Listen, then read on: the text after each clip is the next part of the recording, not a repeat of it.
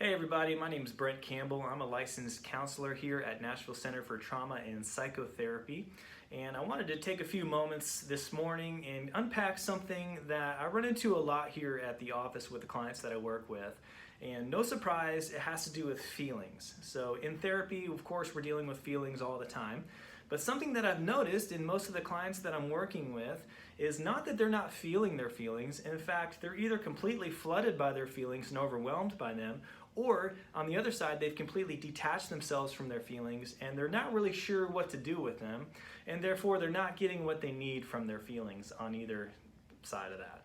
And so the first thing that I want to just do here is just to affirm that your feelings matter. It really matters what you're going through. It matters what you're feeling. And the important thing is that your feelings are actually your allies. They're trying to get you something that you need. So I liken it to, like, if you can imagine a small child crying out because they're hungry or because they're sad, or screaming out because they're in pain and they want their diaper changed, or reaching their arms out and giggling and cooing because they want somebody to play with them. So we are no different than that small child from an emotional standpoint.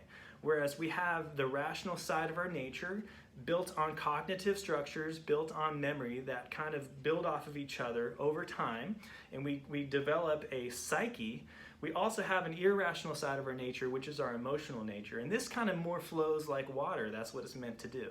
So a lot of us end up being, by the time we're adults, sometimes with the best of intentions from our parents and from the people that care for us, is we end up kind of being these floating heads that are dismissive of our feelings, sometimes even suppressing them, and therefore not getting what we need because we don't value the feelings.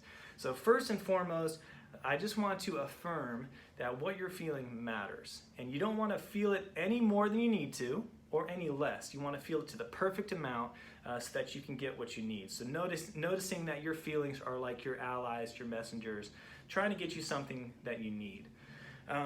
The second thing about feelings is that once we get what we need, they tend to go away. And so if they're there for a long time, if they're chronically there, then that means we're not getting what we need. It means we're dwelling in them, submerging ourselves in them, and then we're going to get ill one way or the other. So if we dwell too much in sadness, we're going to get depressed. If we dwell too much in anger, we're going to cultivate resentment and contempt.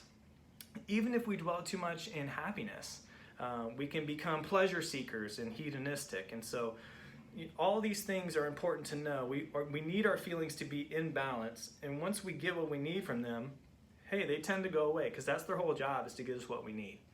So I want to teach you this really easy exercise that I've found to be beneficial in my own life, but then also in the clients that I'm working with, and it's just asking yourself 3 questions 3 times a day. So think about like breakfast, lunch, dinner.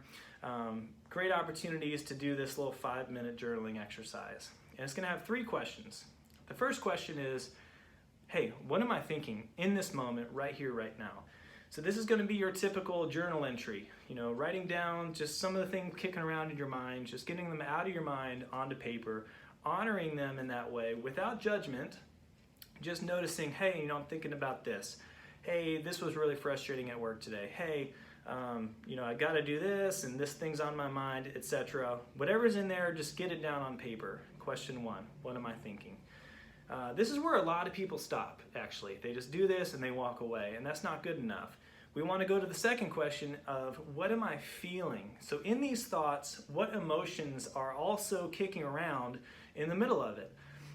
And so I want to encourage you to stick to some of the simple emotions: anger, happy, sad, lonely, fear, shame, guilt, hurt, some of those basic ones. So in these thoughts, question 1, what am I thinking? Question 2, what am I feeling? And just honor those emotions. So hey, in these thoughts, if I really think about it, I guess I'm feeling a little bit lonely. I guess I'm feeling some anger. And maybe a little bit of shame. And you want to honor that in question 2. And then last, question 3 is, hey, what do I need in these feelings? So if these feelings are trying to give me something that I need, question 3 would be trying to figure out, hey, what is that thing that I need? So sometimes this can be a really easy question to answer. Sometimes it's like immediate. You just know what you need. Sometimes it can be kind of elusive, like, hey, I have no idea what I need. That's why I'm here. So something that I find to be helpful is imagine, again, that small child. So if you see that small child crying out in anger or sadness, or is afraid, or even is holding their arms out wanting to be played with, what do you think that child needs in that moment? And so that's usually what you want to see if you can provide for yourself. So for instance, whatever feelings you wrote down on 2 from the thoughts you're feeling on 1, question 3 would be like, hey, what do I need in these feelings? Sometimes it's you need to call a friend.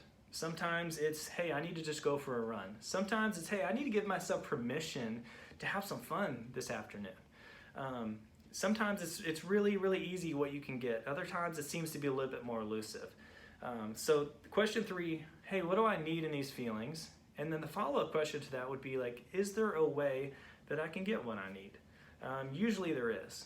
Every once in a while there's not, but usually there's a way you can at least move towards what you need, and therefore alleviate some of the pain behind those feelings.